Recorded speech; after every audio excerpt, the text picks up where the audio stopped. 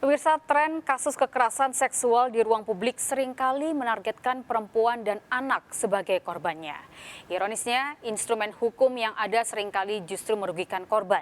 Lantas siapa yang bertanggung jawab menciptakan ruang publik yang aman bagi masyarakat? Berikut liputan tim Delik RCTI dalam Jerat Aksi Bejat.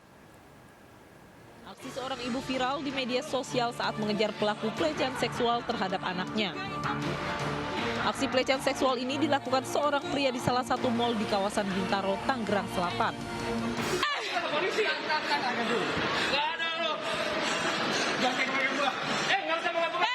Jangan sembarangan ya, kamu udah megang anak-anak kecil di bawah. Jangan sembarangan kamu bikin minta maaf aja cukup. Dalam video terlihat petugas keamanan mal mengejar dan berusaha menangkap pria pelaku pelecehan seksual anak. Pelaku sempat meronta dan berusaha kabur, namun dengan sigap petugas keamanan kembali berhasil menangkap pelaku. Sebelum dibawa ke kantor polisi, pelaku sempat diamankan di dalam pos keamanan mal. Pelaku bahkan sempat bersitegang dengan sejumlah petugas keamanan mal.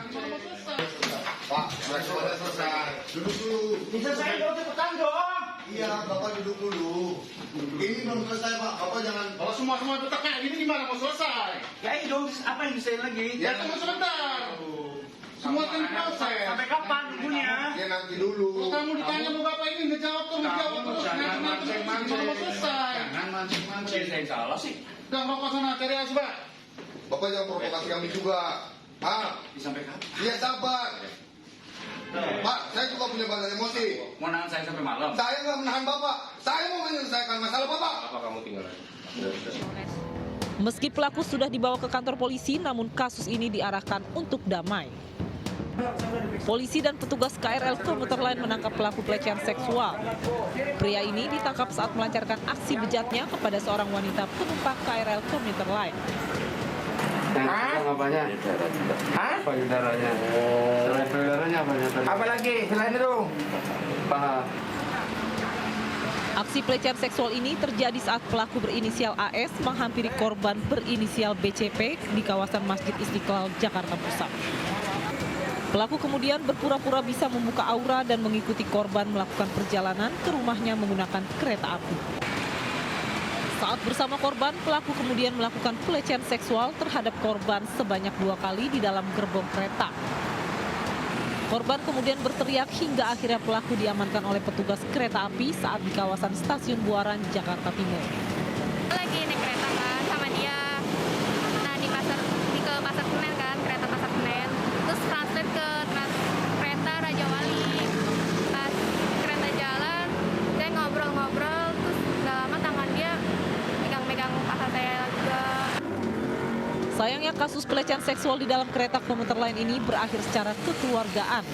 Orang tua korban tidak melaporkan kasus ini ke polisi. Salah satu alasannya keluarga korban enggan berurusan dengan proses hukum. Meski pelecehan seksual di ruang publik seringkali terjadi, namun tak banyak korban yang punya nyali untuk melapor. Media sosial justru menjadi wadah keluhan para korban. Kalau kita lihat sendiri ya dari definisi apa terkait pelecehan seksual dalam undang-undang dan sebagainya itu masih begitu abu-abu ataupun abstrak gitu ya. Akhir damai dari kasus pelecehan seksual yang terjadi di ruang publik bukanlah cara yang baik. Para pelaku tak akan mendapat efek jera dari perbuatannya. Besar kemungkinan pelaku pelecehan seksual kembali beraksi dan terus mencari korban. Besar kemungkinan korban terus memendam trauma atas perbuatan pelaku. Untuk itu, aparat kepolisian dituntut jeli dalam menangani kasus pelecehan seksual.